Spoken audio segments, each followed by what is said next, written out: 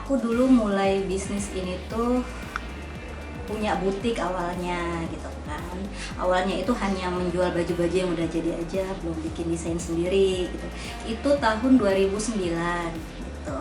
Nah, inspirasinya itu dulu pada zaman aku kuliah tuh di Bandung, aku lagi kuliah S2 itu kan ibuku itu sering banget bikin-bikin baju gitu ya gitu. Nah, terus beliau itu minta aku yang desain gitu. Nah, inspirasinya sih memang dari ibuku gitu, almarhumah.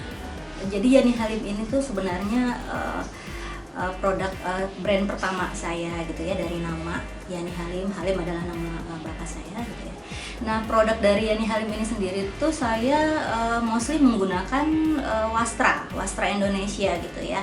Nah, tapi yang paling banyak saya gunakan itu adalah batik dari Jambi, karena kebetulan saya itu berasal dari Jambi gitu ya. Nah, setiap koleksi yang saya bikin, desain yang saya bikin itu saya padu-padankan dengan denim, karena tujuannya itu agar bisa dipakai dari semua kalangan gitu ya, dan biar lebih mudah dan modern gitu setiap yang memakai baju Yani Halim ini. Dalam mendesain baju ini saya awalnya memang otodidak, tapi setelah itu saya mengikuti kursus-kursus singkat, membuat pola, terus fashion illustration gitu ya. Bahkan saya juga ikut private dengan salah satu fashion designer terkenal di Indonesia gitu ya. Dan sekarang justru saya malah sedang menempuh kuliah S1 Fashion Design.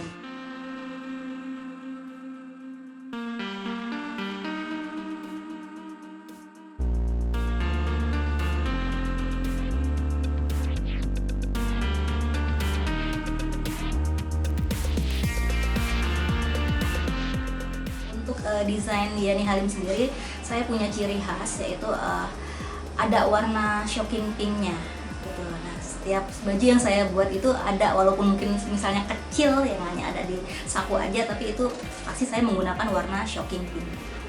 Kalau untuk ini saya lebih banyak custom sebenarnya ya, lebih banyak yang pesan-pesan gitu. Tapi udah 2 tahun ini saya sudah mulai merambah ke ready to wear gitu baju-bajunya.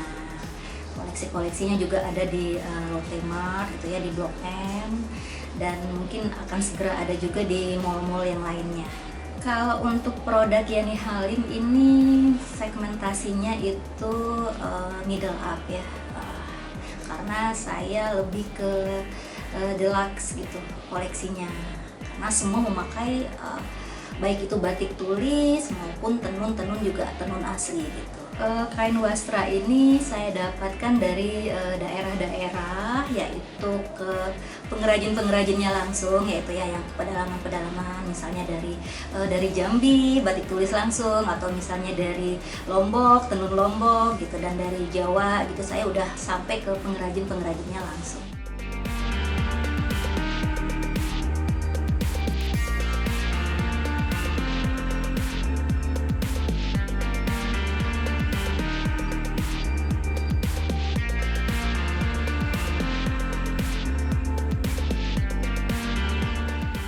Bisnis fashion memang banyak sekali ya pesaingnya ya, fashion designer itu juga banyak sekali sekarang ya. Tapi untuk saya sendiri sih sebenarnya tidak takut untuk melangkah ya, karena saya punya ciri khas sendiri gitu ya, wastra yang untuk memajukan warisan budaya Indonesia. Dan saya juga mengajak anak-anak muda, makanya dipadu-padankan dengan denim itu supaya mereka itu mau memakai wastra Indonesia gitu, seperti misalnya kebaya kan juga warisan budaya kan. Nah, itu juga saya padu-padankan dengan denim juga. Begitu juga kain-kain sarung, saya bikin seperti sarung-sarung lilit gitu yang bisa simple langsung dipakai. Yang buat mampu bertahan itu ya semakin dari waktu ke waktu itu ya bisnisnya itu makin berkembang gitu ya. Ya, saya bisa tetap bertahan gitu dengan adanya inovasi-inovasi, mungkinnya dengan desain-desain terbaru, mengikuti perkembangan zaman. Seperti sekarang kan anak-anak muda yang dikenal dengan Gen Z itu ya, nah saya coba mengikuti seperti apa Gen Z ini. Harapan saya untuk kedepannya itu yang ingin diwujudkan adalah bagaimana caranya anak-anak muda Indonesia ini tetap menghargai warisan budayanya ya, tetap mau memakai batik, tetap mau memakai sarung dan kebaya. Nah, tentu itu kan bukan cara yang mudah ya. Nah, makanya dari itu kita perlu membuat desain-desain yang anak-anak muda ini suka, yang membuat mereka itu bisa tampil keren gitu ya. Dan bagi orang-orang dewasa, orang-orang tua juga mungkin ada banyak yang suka juga dengan desain-desain yang edgy gitu ya. Nah, jadi ya harapan saya itu sih.